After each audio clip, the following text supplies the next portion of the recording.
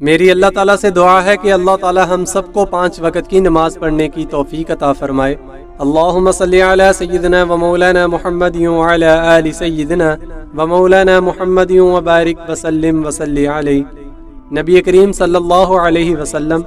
حضرت عبداللہ بن عمر رضی اللہ تعالی عنہ کو یہ دعا سکھاتے تھے اور انہیں تلقین فرماتے کہ سونے کے وقت میں اس دعا کو پڑھ لیا کریں۔ وہ دعا یہ ہے: اللہم فاطر السماوات والارض عالم الغیب والشہادت انت رب کل شیء و الہ کل شیء اشہد ان لا الہ الا انت وحدک لا شریک لک وان محمدا عبدک ورسولک والملائکۃ یشہدون اعوذ بک من الشیطان وشرکہ واعوذ بک ان اقترف علی نفسی اسما او اجرہ علی مسلم۔ اے اللہ، اے آسمانوں اور زمین کو پیدا کرنے والے،